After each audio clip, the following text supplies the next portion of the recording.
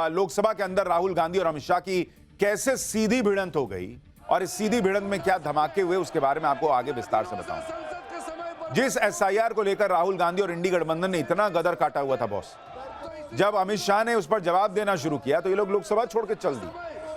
वहां बोलने लगे लोग कि भाग गए ये लोग भाग गए। जरा देखिए कैसे विपक्ष की छीछा लेदर हुई है कि ये लोग पूरा जवाब अमित शाह का नहीं सुन पाए, नहीं झेल पाए और भाग गए वहां से। देखिए सर, ये लोग डर गए हैं, जवाब नहीं सुन सकते हैं। इतना दिनों से देश के सामने में झूठ फैला करके इन्होंने गुमराह करके चर्चा मंगा। आज गृह मंत्री जी एक एक बात का जवाब दे रहे हैं। ये भाग गए, डर गए, सुन भी नहीं सकते ये। अगर ये सुन नहीं सकते हैं, इतना दिनों से संसद का समय बर्बाद क्यों किया? इंडी गठबंधन क्यों लोकसभा से उठकर चला गया, संसद में क्या धमाके हुए, वो तो आगे विस्तार से बताऊंगा। लेकिन पहले वो धमाके देख लीजिए जो प्रधानमंत्री नरेंद्र मोदी ने सनातन का डंका बजाते हुए कर दिया। और आज सनातन के लिए ऐतिहासिक दिन है, क्योंकि सनातन के लिए एक ऐसी इंटरनेशनल खबर आई जो पूरे भारत के लिए गर्व की बात है। दिवाली को नरेंद्र मोदी ने ग्लोबल पहचान दिला दी है।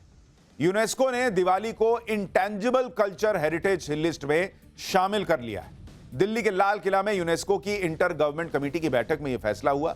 भारत सरकार ने मार्च 2024 में दिवाली को इंटेंजिबल कल्चरल हेरिटेज लिस्ट में शामिल करने का प्रस्ताव भेजा था। भारत सरकार ने कहा था कि दिवाली सिर्फ एक पर्व नहीं है बॉस, बल्कि सामाजिक और सांस्कृतिक एकता का प्रतीक है।